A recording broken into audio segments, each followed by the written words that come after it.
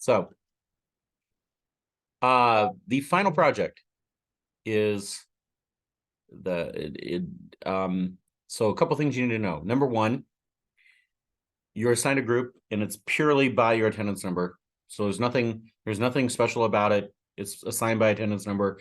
You'll see it when you see the Excel sheet, who's in your group. And so that's it. It's by attendance number. Every team has got 4 or 5 people in it.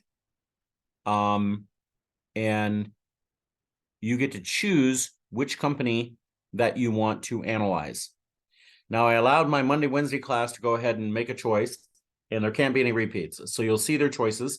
They chose primarily the tech-heavy companies that you all know. So you'll see that. You may be like, oh, but I wanted that company. No, for the record, there's at least 2 companies they chose that there's no way if I were doing this project, I would choose. You do not want to choose a company that makes 800 different products or has all these different product lines and whatever, because that's just too complicated. Choose a simple company. Choose something that what they do is straightforward. Choose something that's easy to explain. Again,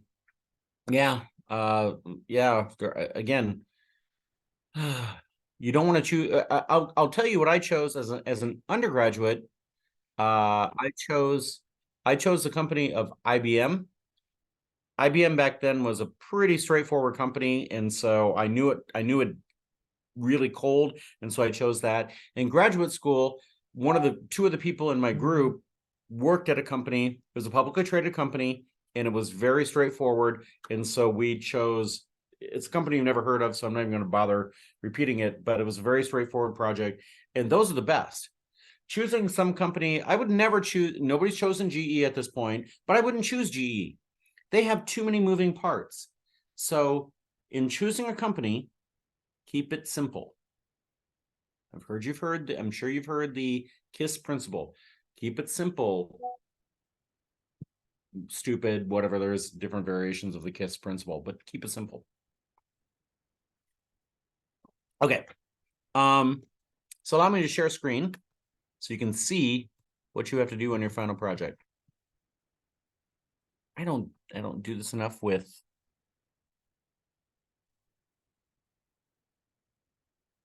okay.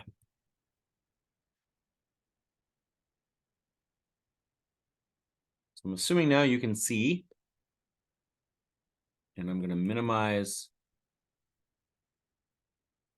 y'all. So here's what you're going to do. You're going to be assign a team by your attendance number. And again, I'll share the link to everybody after I'm done with this video. You're going to provide a company overview, which is provide a history of the publicly traded company. And that's important. It has to be a publicly traded company. You cannot choose a private company simply because you will not be able to get the financial statements for them. So it has to be publicly traded. You should include the mission and vision statements. Do not bore us by reading the mission and vision statements. You can literally you can copy and paste their mission and vision onto a slide and let us read it. You do not have to bore us with reading it to us, because a lot of them do not follow the principles of keeping it simple. And so I don't want to listen to that. Copy and paste is fine there. Is there anyone notable in the management team? In other words, does the company have a long-term stable management team?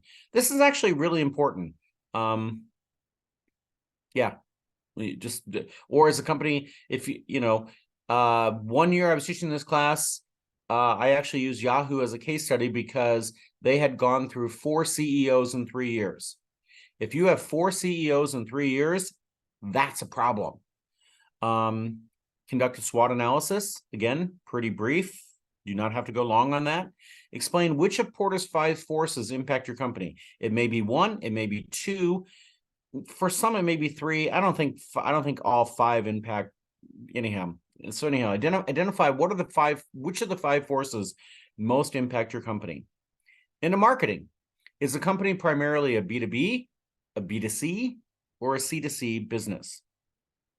Using the BCG analysis, identify which products are question marks, stars, if any. Not every company has a star. Not every company has something that they're the dominant leader and they're growing in a fast-growing market. So you may not have any stars for your company, and that's okay. Identify your cash cows. There has to be a cash cow. A cash cow is what generates the money that lets them do other things. So there has to be something in the company for which it's a cash cow. And then most companies have dogs. Dogs are the things that they're not willing to spend money on, but we'll keep it alive so long as we make some money from it. What is their target demographic? Who are they trying to reach? And how do they try to reach them? The marketing side. In the accounting finance section. So I've uploaded, you'll see it in the course documents, using the financial ratios that I've uploaded in the course documents show the results for your company. This is not hard. If you don't happen to have an accounting or finance person in your group, you'll be okay. I'm not asking for detailed financial analysis. This is truly accounting 101. In your first accounting class or two, this is covered. And remember, for the final, everyone needs to know how to calculate that. So I also put up a worksheet in the course documents if you want to practice it. If you don't understand it, you can practice it. Supply chain. Who are the main suppliers for the company? So who do they go to buy their inputs, or however they do it? Who do they go to? Is the company vertically integrated? Is it horizontally integrated? You can answer that. Perhaps it's none. Some companies are neither. It's okay. What are the distribution channels used to reach the final customer? So if you think about it from who are the suppliers to who is the end customer, how do you get from the suppliers to the end customer? That's what this question is asking. Human resources. How many employees does a company have, and how did that change over the past few years?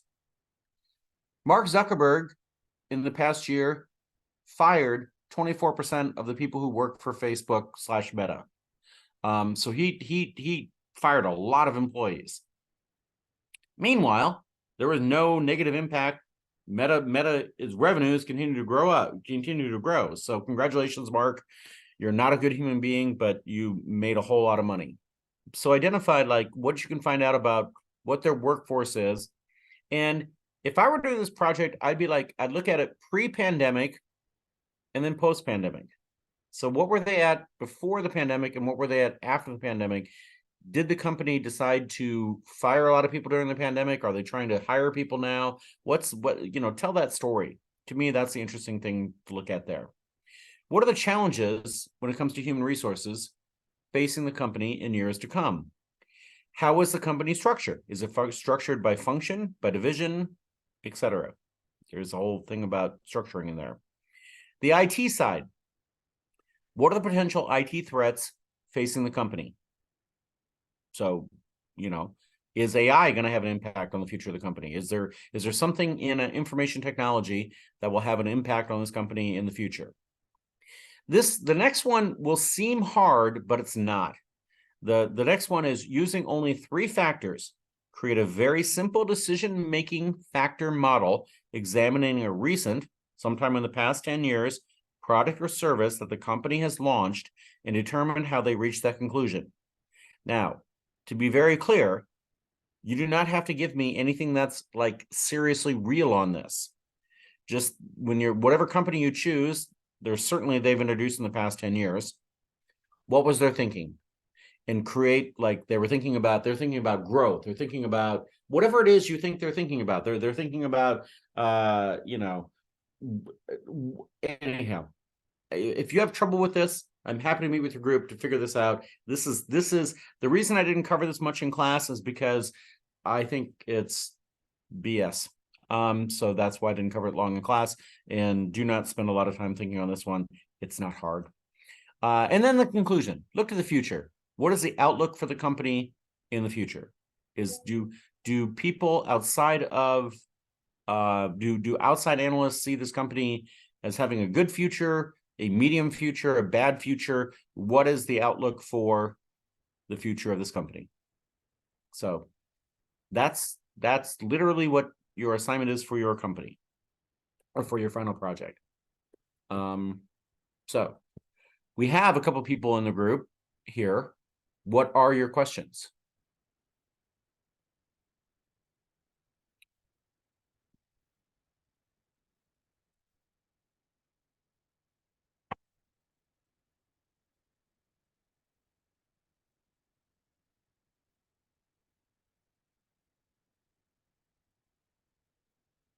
how will the project be graded is the question. Well, that's a great question. It'll be graded how well you meet the criteria I just laid out. That's part of it. How well you present what you laid out is part of it. And then so it has to, so for the main part of the presentation, it's to be PowerPoint with voice over. But so you ask great questions here. But then the second part of it is you can also upload supplemental materials. So like the financial ratios will not look good in PowerPoint. So if you want to upload an Excel sheet to go along with the PowerPoint, that's fine.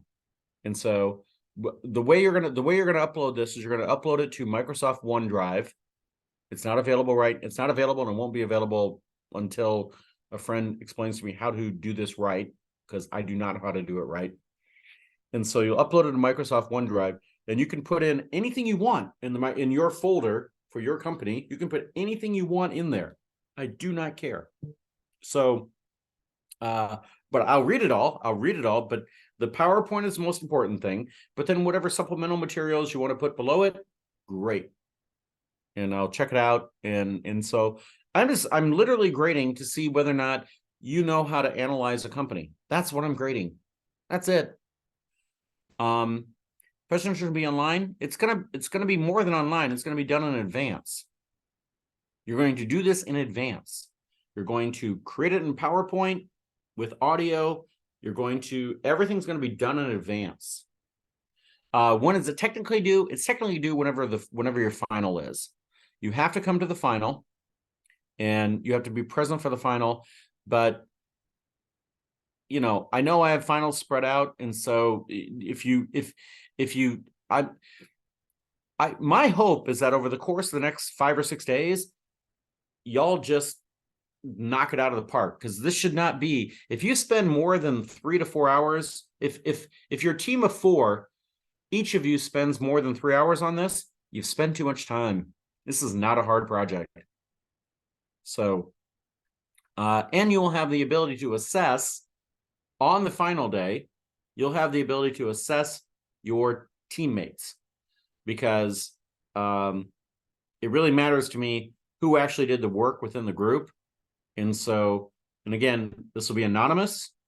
I will never share with your colleagues what you said about them, whatever, blah, blah, blah. It won't be shared, but it will be part of the grade, because I do care about the free rider problem. I care about whether or not people do pull their weight or rely on other people to do the work for them. So yeah. And again, when is it due? I think I've answered that. The presentation will be online. I think I've answered that. What other questions do you have? I want to answer any questions. Go ahead.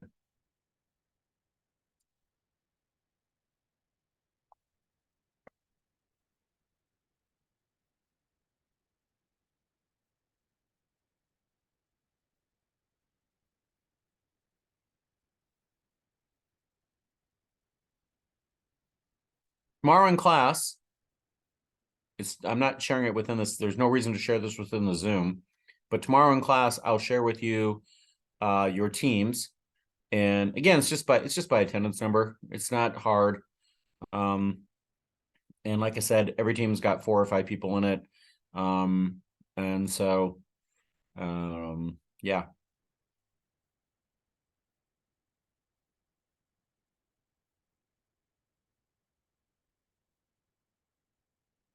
What's the situation can it be only in Excel? I would actually do the. You could do the Excel thing. You could use Excel for the stats, but you don't. It's just waiting. There is already there's already one team that's already chosen Apple. So if I were to do, in doing Apple, the decision to do the Apple Watch was they weighted it. If they made a mistake, to be honest. This is why I don't like stats. This is why I don't like the weighting thing, is that they weighted what they thought people wanted with an Apple Watch was aesthetics. They thought that what people want is something that looks beautiful.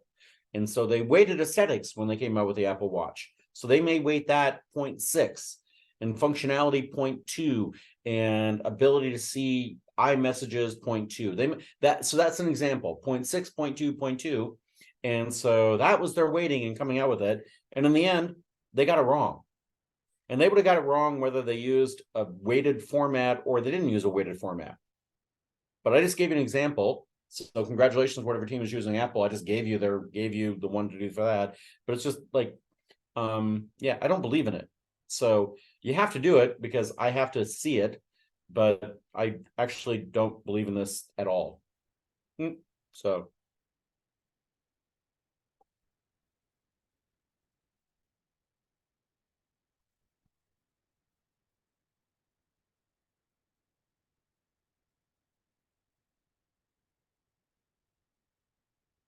Any other questions? You're asking great questions.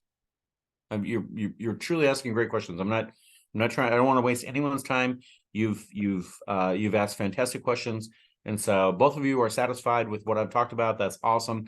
So I will stop recording, and then you can ask me other questions after I stop recording. But let me just stop recording. Come on, Steve. You can do this. You can do this. You can do this. Stop recording. Stop. This is not hard.